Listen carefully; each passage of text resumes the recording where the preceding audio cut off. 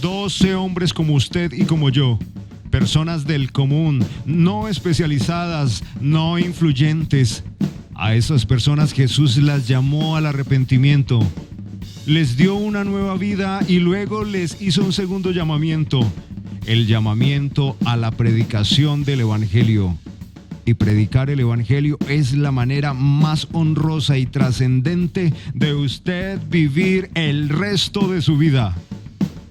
Si usted se pregunta, ¿cómo puedo ser trascendente? ¿Qué le da sentido a mi oficio temporal en esta tierra? ¿Cómo puedo hacer tesoros en el cielo?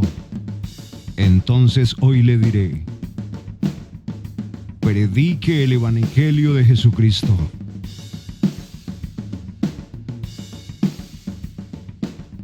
Muy buenos días, amada familia Vid.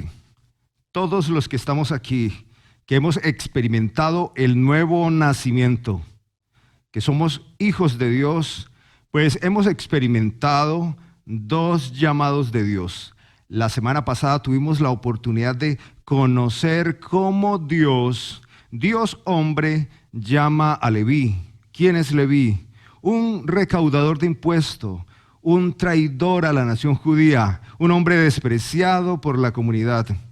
Jamás los líderes religiosos de aquel momento pensarían que este hombre tan desagradable para la sociedad, tan pecador, así señalado, pudiese recibir el llamado de Jesús para unirse a la fe, al mensaje de Jesucristo. Y recordábamos la semana pasada que Jesús nos ha dejado claro esto. Él no ha venido a sanar a los que están aliviados. Pudimos pensar en qué persona recordamos que es tan despreciable, tan desagradable. Alguien que nosotros pensaríamos que por sus acciones jamás recibiría ni es digno del favor de Dios. Y concluimos con las palabras de Jesús. Él dijo, no he venido por justos, sino por pecadores. Así que cuando pensamos en alguien detestable, muy malo, sabemos que es un candidato para ser llamado en la gracia, en la bondad, en la misericordia de Jesucristo. Y eso nos alegra muchísimo porque nosotros hemos sido llamados pese a nuestra condición. El apóstol Pablo en su carta a los Efesios en el capítulo 2 nos recuerda, nos aclara que Él, Dios, nos llamó a nosotros, nos salvó cuando nosotros nos encontrábamos muertos, dice Pablo, aún en esa condición, ya que no es que nosotros lo buscamos a Él. Él se acercó a nosotros, Él nos buscó, aún estando nosotros muertos en nuestros delitos y pecados. Ese es el primer llamamiento que experimentamos, el llamado a la nueva vida, el llamado por medio del Evangelio a la salvación. Sin la salvación no tenemos reconciliación con el Padre. Y sin reconciliación con el Padre no gozamos de su bondad, de su misericordia y de la vida eterna con Él. En esta mañana vamos a considerar un segundo llamamiento que Dios hace. Y quiero hacerle una pregunta que es muy importante. Una vez hemos nacido de nuevo y Él nos ha dignificado al reconciliarnos con el Padre. O sea, ha restaurado nuestra comunión con Dios. ¿Qué nos ponemos a hacer? El Evangelio no consiste en ven a Cristo y acabarán tus problemas. Ven a Cristo y Dios restaurará tu matrimonio. Ven a Cristo y salvarás la economía. No consiste el Evangelio. Ven a Cristo y serás feliz en esta tierra y tendrás abundantemente aquí. Ese no es el Evangelio. Muchos cristianos experimentamos en el Evangelio grandes bendiciones y provisiones. Y muchos cristianos experimentan tormentos, dificultades, enfermedades, injusticias. Hay demasiadas constancias ahí en el Nuevo Testamento de hijos, de hijas de Dios, sufriendo graves afrentas, y todo lo dieron por Cristo. Pablo da su testimonio. Para mí el vivir es Cristo, el morir es ganancia. Pablo dice, sé lo que es vivir en toda situación, en abundancia, en escasez, en dificultades y demás. Y luego él afirma ese texto que es muy conocido entre todos. Dice, mas todo lo puedo en Cristo. Todo lo que pueda experimentar lo puedo soportar en Cristo porque Él me da las fuerzas. Entonces nos preguntamos, ¿qué hago y qué es trascendente en este camino, en este peregrinaje, en estos 80, 90 años de vida que Dios me da? ¿Qué es lo que hago? ¿A qué se refiere Jesús cuando dice, haced tesoros en el cielo donde el óxido y el gorgojo, el comején no deteriora?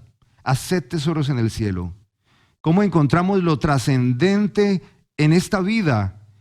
Si sabemos que esta vida ciertamente es difícil.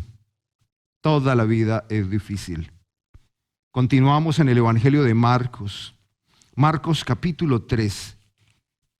La semana pasada concluimos observando que Jesús desafía la incredulidad, la altivez, la soberbia de los religiosos de aquella época. En la sinagoga le dice a un hombre que tenía una mano seca, extiéndela, y se sanó.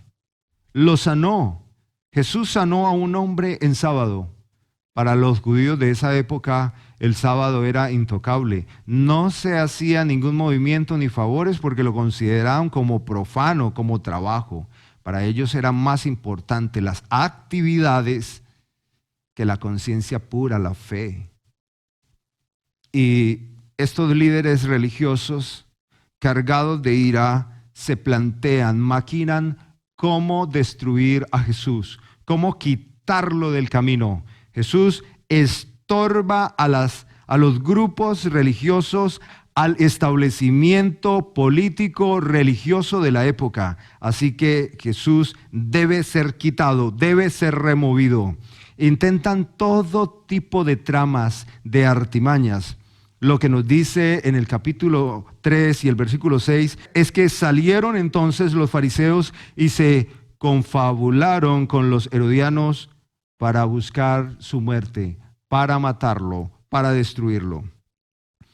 Pero Jesús se retiró al mar con sus discípulos y los seguía gran cantidad, gran multitud de Galilea, también de Judea, de Jerusalén, de Idumea, del otro lado del Jordán, de los alrededores de Tiro y de Sidón, oyendo cuán grandes cosas hacía. Grandes multitudes venían a él. Algo que resalta en el Evangelio de Marcos, y ya lo hemos visto, es que Dios hombre Jesús trae y devuelve la esperanza a la gente. Y es que, como ya hemos dicho y sabemos muy bien, vivir es difícil. Y a partir de la caída del hombre, a partir del momento en que el pecado debilita, destruye, degrada la conciencia del hombre, toda la creación se ve afectada. Y hoy los problemas son la normalidad. Las enfermedades son la normalidad. Las guerras son la normalidad. Una vez que la gente conoce a Jesús, Jesús es la esperanza. Y lo evidente es que grandes multitudes llenas de necesidades se acercan a Jesús y lo buscan con desespero. Dice el versículo 9, entonces dijo a sus discípulos que tuvieran siempre lista la barca para evitar que la multitud lo oprimiera. Podrían estampidar a quien fuera, corriendo velozmente, afanados, llenos de angustia y de necesidad, buscando en Jesús sanidad, alivio a sus necesidades. Jesús crea un plan, un mecanismo de fuga, de escape, porque Él es Dios, Dios hombre, y como hombre era sujeto a las dificultades de estar rodeado de gente que lo apretaba, que lo alaba fuertemente. Así que en muchas ocasiones nos dicen los evangelios que no tenían ni tiempo para comer, que Jesús tenía que predicar en el mar, subido en una barca, para que la gente lo dejara respirar. Tal era la necesidad de aquella época como hay en este momento tantas necesidades, dificultades, y la gente está corriendo buscando un Salvador, buscando algo, alguien que alivie sus necesidades. Esa es la realidad del hombre desde el principio, hoy hasta el fin de los tiempos. Versículo 10. Pues como había sanado a muchos, todos los que tenían plagas se echaban sobre él para tocarlo. ¿Puede usted imaginarse cómo eran los días de Jesús? ¿Cómo era su actividad ministerial? Pero recordamos qué hermoso es lo que Jesús dijo en el Evangelio de Marcos y que condensa todo lo que es este Evangelio. Él dijo: yo no he venido a ser servido, sino a servir y dar mi vida por muchos. Ese es el mensaje central del Evangelio de Marcos. Jesús atiende las múltiples necesidades de la gente, aunque Él no vino especialmente a suplir necesidades temporales, porque todos los que fueron sanos en ese momento un día murieron. Todos los que recibieron una señal de alivio en sus vidas, pues esto duró el tiempo de sus vidas. Jesús vino a lo suyo y lo suyo era mucho más trascendente. Y por eso hoy nos preguntamos, una vez que hemos recibido ese primer llamamiento a la salvación, ¿qué sigue en mi vida? ¿De qué manera vivo mi fe? Y es trascendente y puedo construir, edificar para la gloria de Dios. ¿De qué manera la vida del cristiano hoy tiene sentido más allá de adquirir un bien material? ¿Cuál es el sentido de la vida? Puede usted preguntarse. Si hoy hace una plegaria, una oración a Dios, ¿cuál es la petición? ¿Cuál es la razón por la cual se arrodilla, llora al Señor? Y luego puede preguntarse también, eso que me duele, eso que me inquieta, eso que ruego al Señor, ¿trasciende a este tiempo? ¿Trasciende a lo meramente circunstancial? Consideremos en este momento otro llamamiento que hace Jesús.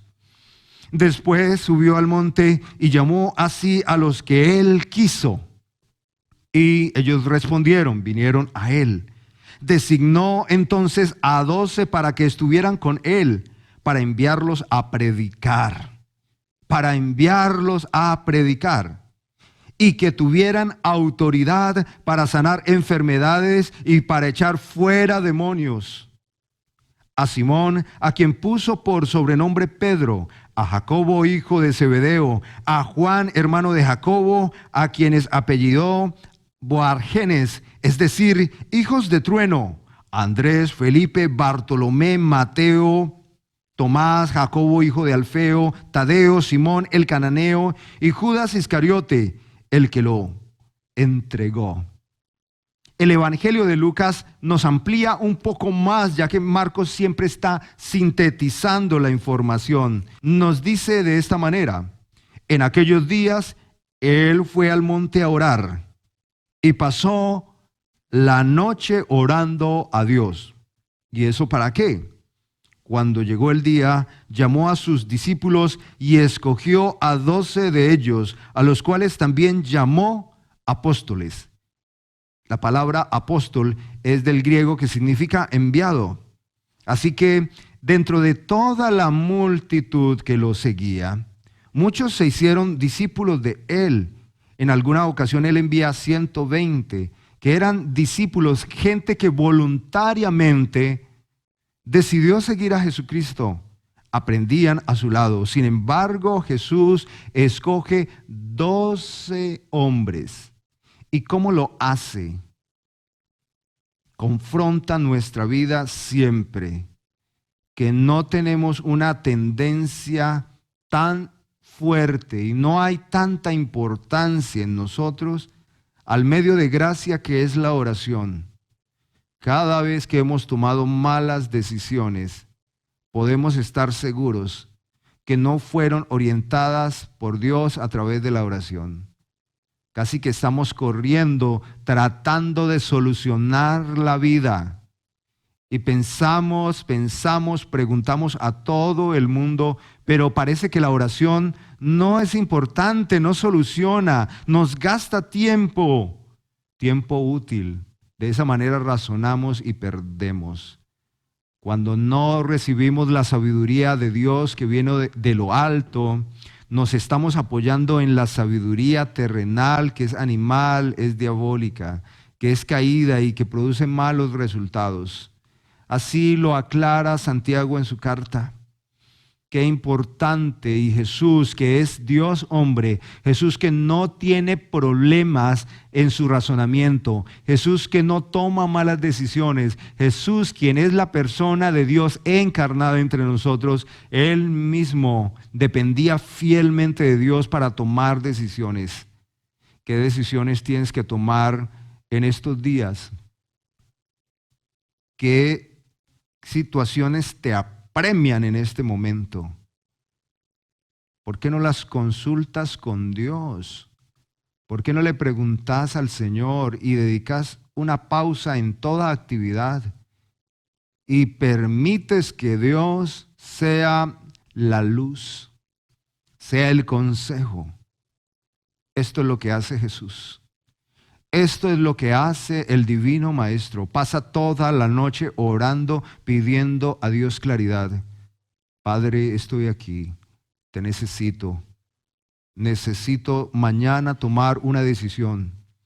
Es una decisión que va a afectar la historia de la humanidad. El surgimiento, el establecimiento de mi iglesia. Señor, he pensado en estos hombres. Señor, solo quiero hacer tu voluntad. Trae certeza a mi corazón. Trae claridad. Quiero hacer tu voluntad. Que no se haga mi voluntad sino la tuya. Así oraba Jesús toda la noche. Y al siguiente día tomó una decisión. Ahora así la debemos hacer nosotros. Él tomó la decisión y llamó así a los que Él quiso. Él llamó a los que Él quiso. En las críticas seculares, algunos dicen que si Jesús estuvo toda la noche orando y luego Juan Marcos expresa que Jesús escogió como Él quiso, que sería como contradictorio, que no sería como tomar una decisión como Dios quiere, sino como Él quiso. Lo que hace Juan Marcos al explicarlo de esa manera es que Jesús no tomó la decisión bajo el consejo de ningún hombre. No se reunió con todas las multitudes y les dijo, bueno, hoy voy a tomar una decisión y voy a hacer un sorteo. Tráiganme por favor sus hojas de vida. Ayúdenme, vamos a escoger por favor los más influyentes, los más líderes, los más carismáticos, los más inteligentes, los más afortunados, los más graciosos, los más divertidos. Jamás. Si Jesús hubiese sujetado esa decisión a la discreción de la humanidad, de la sociedad, los 12 discípulos de Jesús hubiesen sido los escribas y los fariseos. Porque el hombre no puede ver jamás lo que Dios ve. Y así como Dios escogió a alguien que jamás pensarían ellos, a un vil pecador como Leví, así en el ministerio Dios llama lo que no es. Y Dios se ríe de las artimañas, del razonamiento de nosotros los seres humanos. Dice la palabra de Dios así, que Dios no ve lo externo, ve lo que hay en el corazón. En el libro de los Jueces leemos una historia maravillosa. Dios pone al pueblo en un momento de mucha tensión, sus enemigos les ofrecen descuartizarlos, destruirlos. Y son muchísimos. Y Dios le dice a Gedeón, bueno, reúneme un ejército y les daré la victoria. Así que el hombre reúne como unos 23,000. Y Dios le dice a Gedeón, bueno, bájale, recórtale, menos. Y él le recorta. Y luego le dice, un poco más. Un poco más. ¿De qué se trata esto? La guerra se gana con muchos soldados. Bien, Señor. Un poco más, un poco más, un poco más, un poco más. Y luego le pone una señal extraña. Llévelos a beber agua. Y usted va a beber agua y seguramente se inclina y toma de esta manera. Pero él dice, los que beban como los perros, ellos serán. Y finalmente Dios se ríe porque hace ganar la victoria con 300 hombres que parecen tontos, que no reaccionan de la manera más como objetiva, apropiada frente a algo tan básico como ir y tomar agua. Y así, a lo largo de las Escrituras, Dios siempre está confrontando nuestro corazón, que los seres humanos artificiosos estamos mirando, razonando y pensando qué es y cómo es. Pues Jesús escogió como Él quiso y no bajo el consenso democrático de toda la multitud. Y lo hizo porque estaba siendo guiado por el Espíritu de Dios, porque dependía del Padre. Después subió al monte y llamó hacia los que Él quiso y vinieron a Él. Y yo he conocido a lo largo de mi vida personas con dones, hijos de Dios, con dones, con capacidades hermosas, destacadas, y han usado esas capacidades para el mundo, para una vida secular, para acumular bienes y demás. Y no han vivido trascendentemente. Han dejado pasar sus años de vida y no han vivido haciendo tesoros en el cielo. Un día mueren y enterraron el don.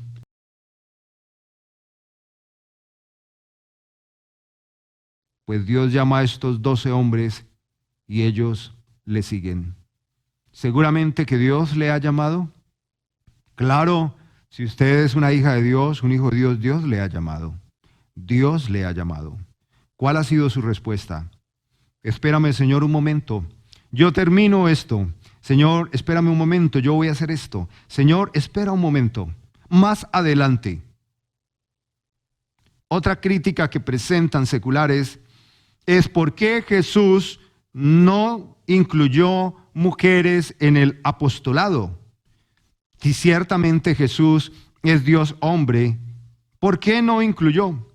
Entonces algunos seculares, tratando de defender las Escrituras, dicen que bueno, es que ese era un contexto de machismo y de patriarcado violento, y Jesús no quería tener problemas con la gente, así que lo deja para más adelante.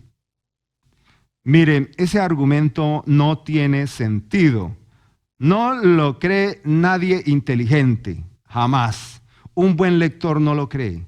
Porque hasta donde vamos del Evangelio de Marcos, lo que vemos es que lo último que le preocupa a Jesús es tener problemas. Y tener grandes problemas. Tanto así que ya están planeando quitarlo del camino. Arrancarlo del pueblo. Matarlo. Jesús lo sabe. Y Él sabe que no solo ellos planean eso, que está esa mala intención en su corazón, sino que lo van a hacer. Él lo sabe.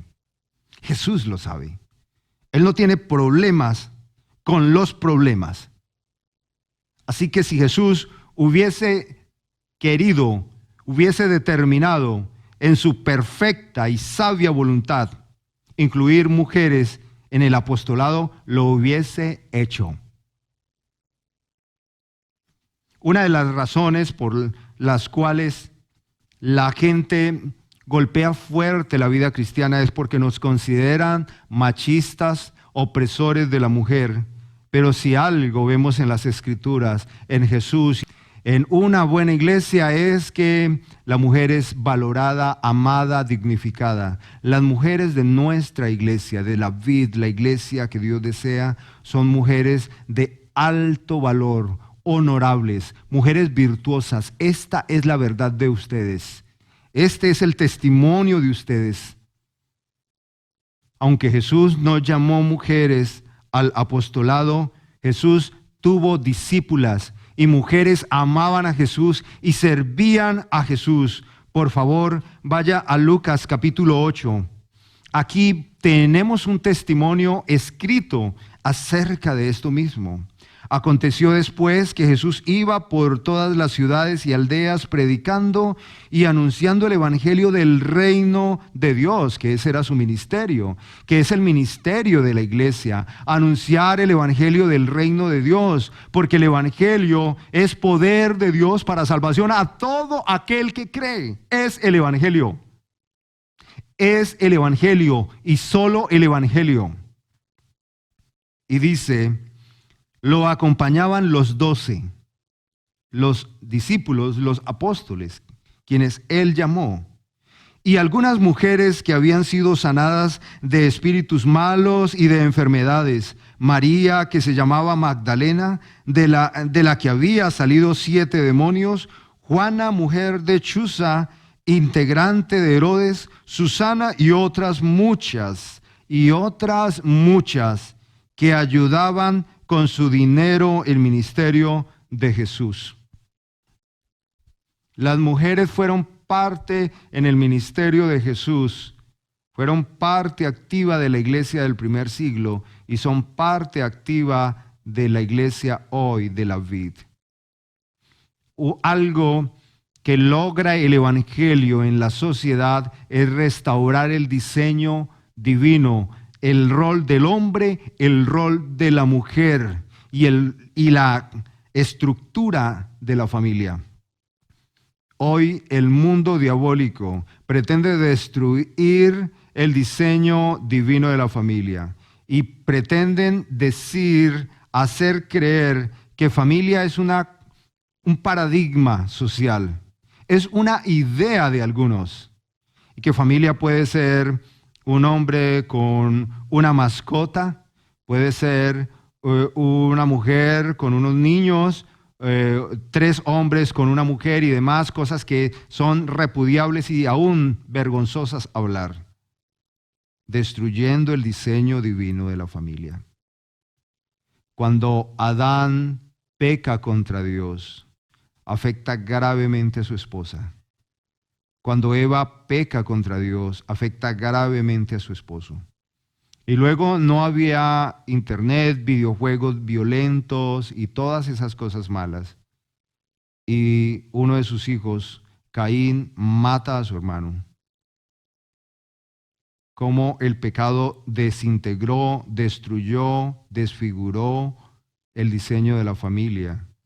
Y digo esto porque cuando Jesús llama a 12 hombres, estos son líderes, hombres que serán pastores, que serán ministros, guiando pastoralmente a la iglesia, representando a un Adán fiel, que es Jesucristo, el segundo Adán sin pecado. Usted debe prestar atención a esto. Supongamos que va una familia por un camino y allá se acerca violenta y rápidamente un león para devorar a esta familia. ¿Qué hace un hombre? El hombre de hoy da la vuelta y corre, abandona a su esposa y a sus hijos y serán devorados por el león. Viene un león viene corriendo a devorar la familia y un hombre se enfrenta al león y la esposa que dice: no necesito hombres, esposo, no necesito nada, yo me defiendo como sea, tira al hombre a un lado y se enfrenta sola al león. Hoy vemos mujeres muy jóvenes, ya muy enfermas, muy deterioradas, envejecidas, y dicen: yo soy madre y padre, yo puedo sola. Pues quiero decir que una mujer solo puede ser madre, una mujer solo puede ser esposa, un hombre solo puede ser padre, un hombre solo puede ser esposo. Pero un hombre nunca podrá ser padre y madre a la vez, porque ser madre es un rol que Dios da a la mujer. Y en la iglesia sucede lo mismo. Fíjese que Dios constituye los ancianos gobernantes, los obispos, y presenta a Dios en las Escrituras requisitos. De esto hay todo tipo de discusiones, hermanos. Sobre todo en este tiempo hay tantas discusiones tratando de deteriorar el mensaje de las Escrituras, pero las Escrituras siempre están ahí. En la primera carta a Timoteo dice así: palabra fiel, o sea, palabra verdadera. Lo que les voy a decir es verdad. Eso significa, cuando dice palabra fiel, indiscutible.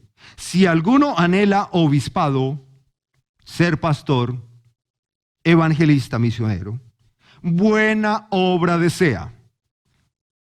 Pablo resalta esto, que es un buen deseo. Y él pone aquí una tensión gramatical. Pero es necesario que el obispo sea irreprochable, marido de una sola mujer, sobrio, prudente, decoroso, hospedador, apto para enseñar. No es solo que tengo el sentir.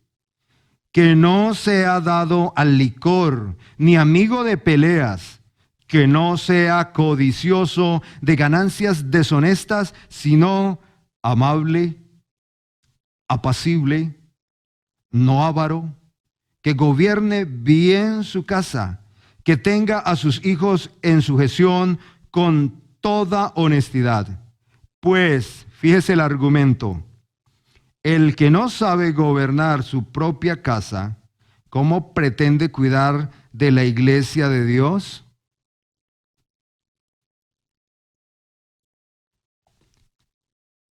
Soy parte de la iglesia cristiana desde que tengo uso de razón. Y estoy en el ministerio a tiempo completo desde los 17 años. Y he visto cantidades de historias como estas. Hombres que se dedican al ministerio. Incluso logran plantar iglesias, luego muy bollantes. Pero no estuvieron con sus hijos, no los formaron, no lo hicieron.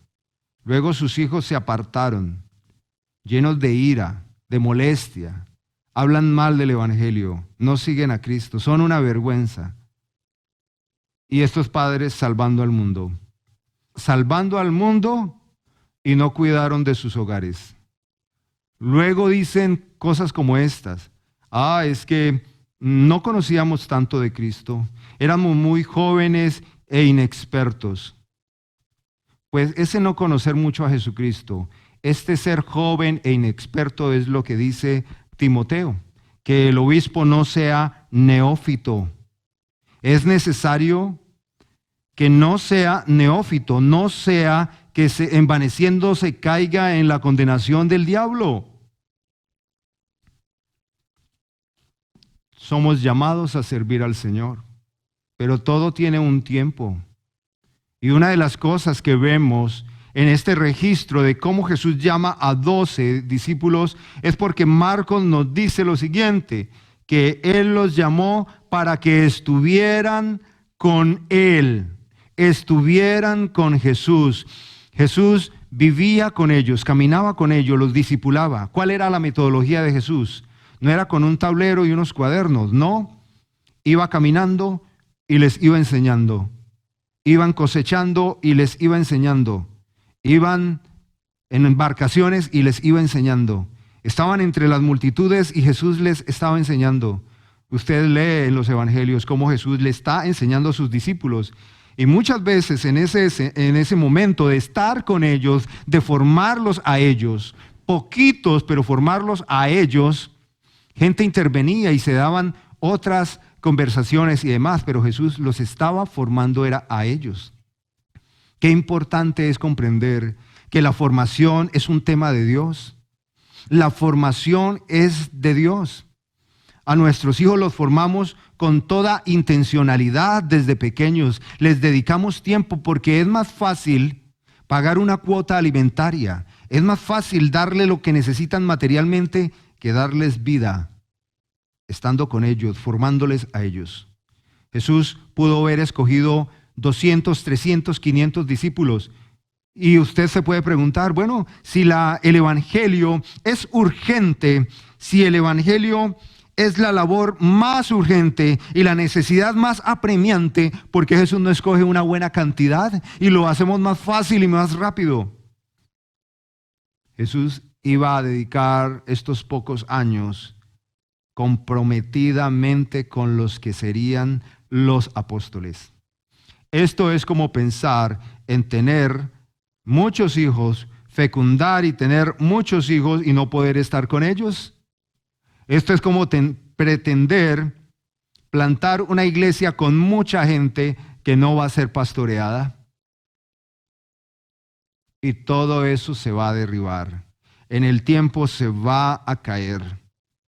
Porque lo único que sostiene en el tiempo el corazón del hombre, la vida de la iglesia local, es la estructura, la formación de la palabra de Dios, tan encarnada, tan fundamentada, tan verdaderamente establecida y clara en la mente y sentida en el corazón, para que en los momentos más difíciles el creyente no decline.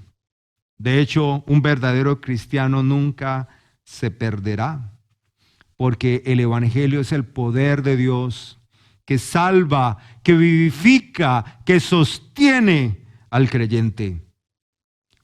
Y en segundo lugar, al discipularlos, al estar con Él, el propósito de Jesús era para enviarlos a predicar. La labor de los apóstoles, la labor de los evangelistas, de los pastores, es la predicación y la oración. No es la labor social. No es, hermanos, la labor social. Es la predicación del evangelio. En la iglesia del primer siglo tuvo una tensión por un juicio social que le hicieron.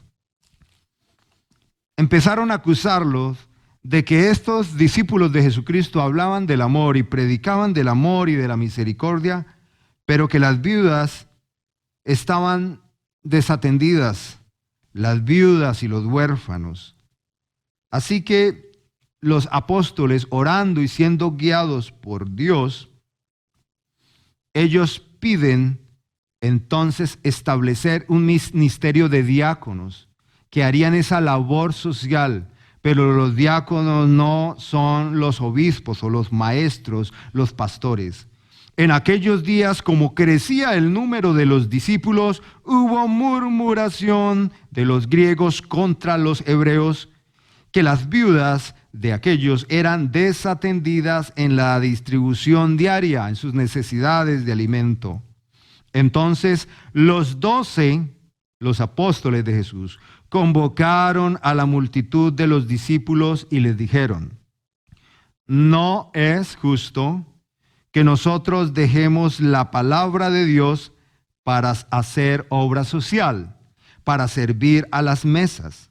Buscad pues, hermanos, de entre vosotros a 7 hombres de buen testimonio, llenos del Espíritu Santo y de sabiduría, por supuesto, a quienes encarguemos de este trabajo.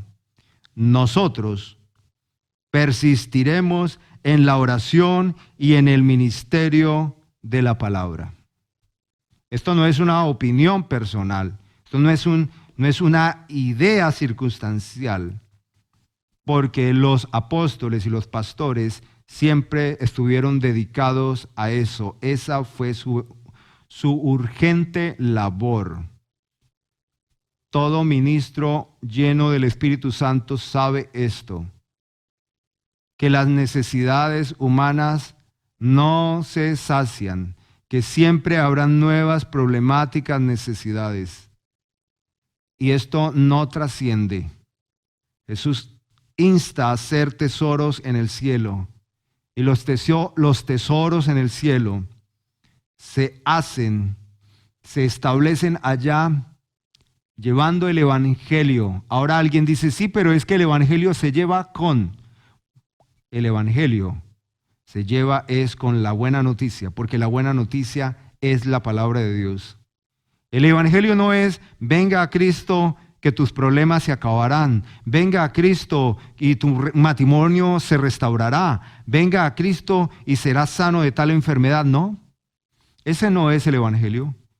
El evangelio es el reconocimiento de que todos hemos pecado y que estamos apartados de Dios. Mas Dios muestra su gran amor para con nosotros, en que siendo aún pecadores, Cristo murió por nosotros. El evangelio es que Jesucristo murió en la cruz para sustituir nuestra deuda y que Jesucristo es suficiente para nosotros. El evangelio es que quien va a Él arrepentido como aquel publicano que rostro en tierra no levantaba su mirada, sino que rogaba llorando al Señor, sé propicio a mí que soy pecador.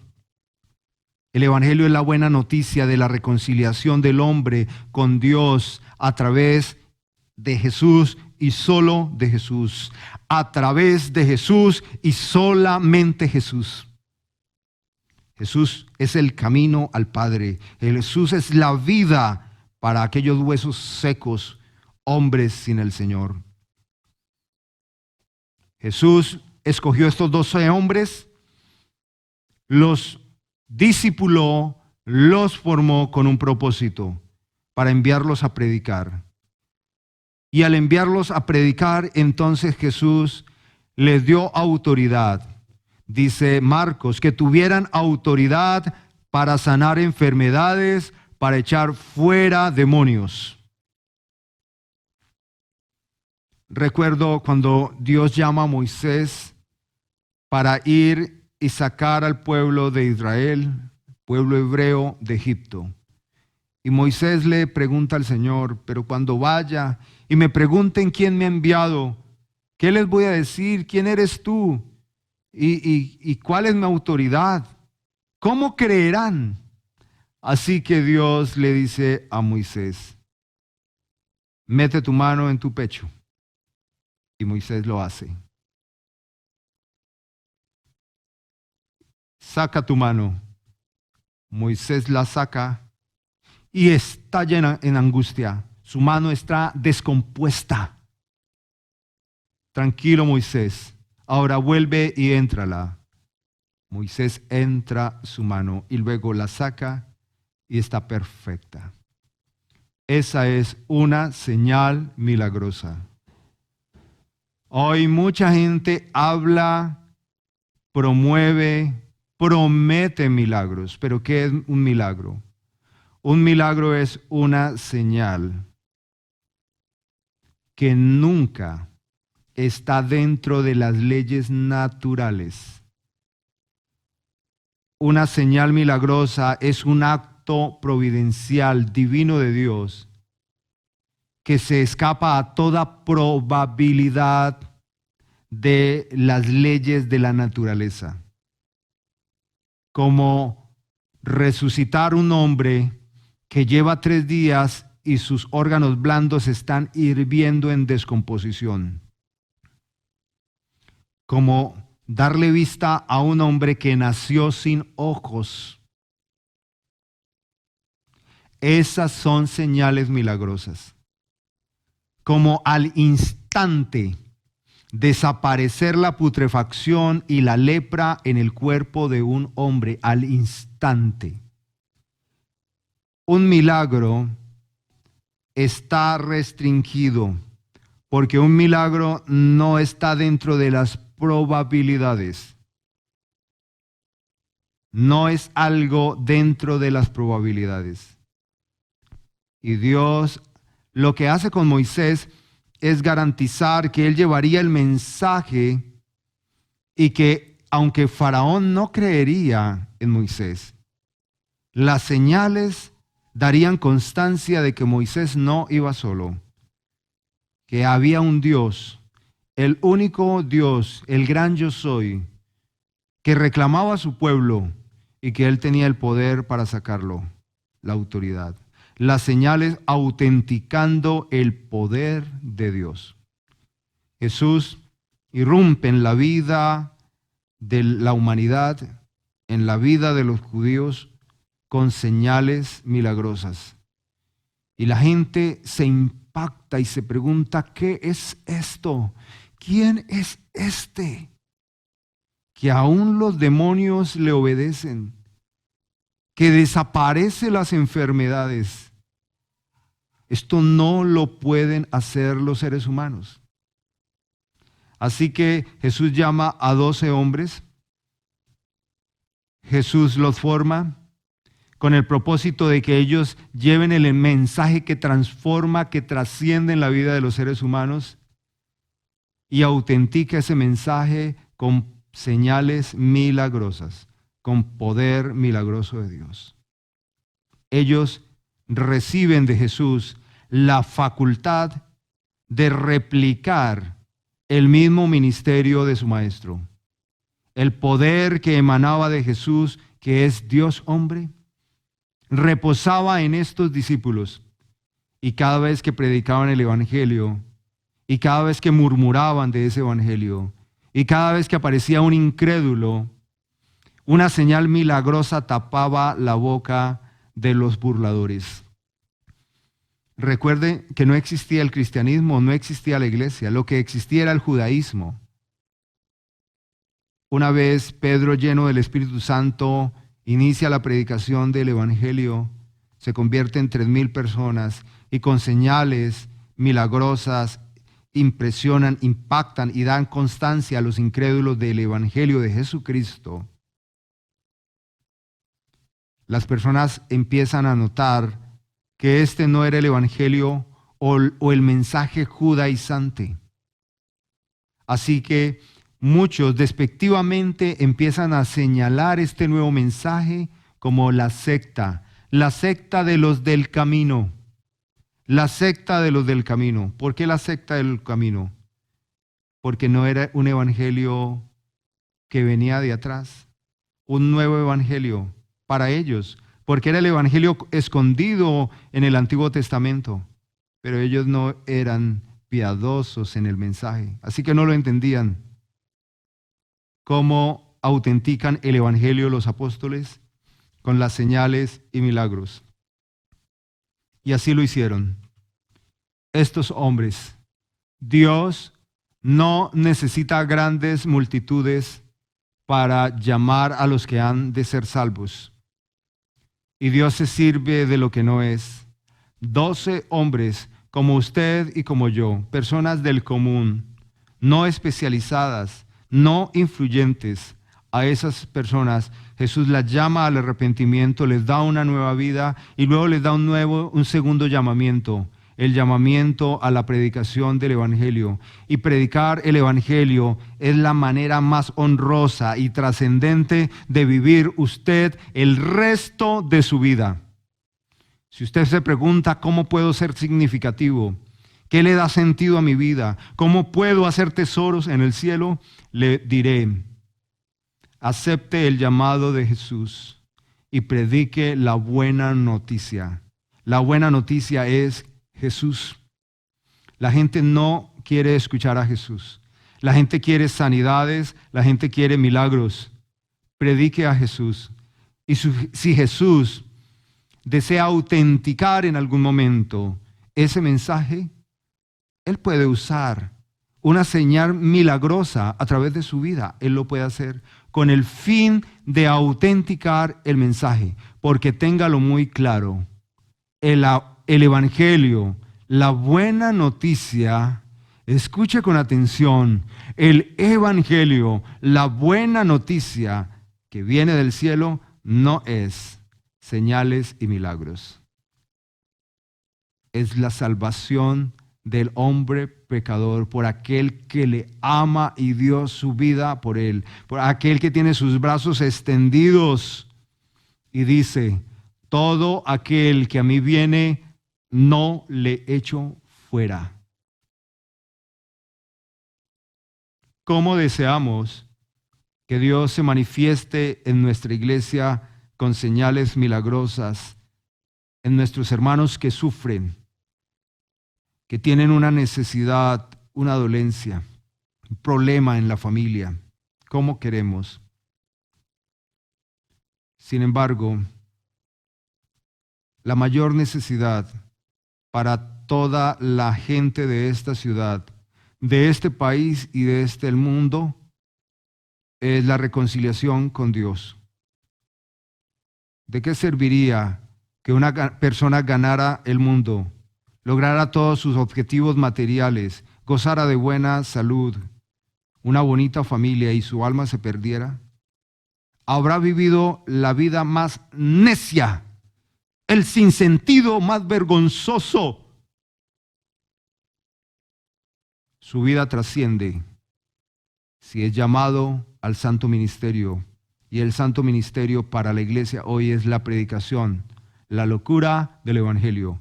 ¿Y cómo predicamos el evangelio? A tiempo y fuera de tiempo.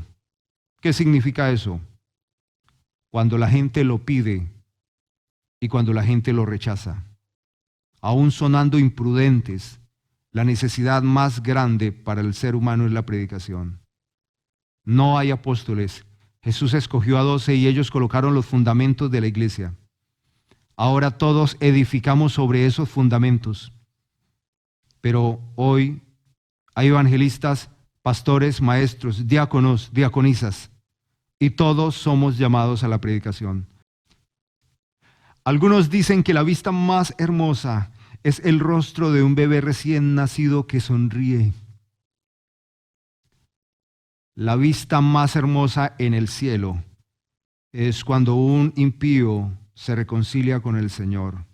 Es cuando un perdido encuentra el camino. Es cuando un moribundo, un descompuesto, es regenerado y resucitado.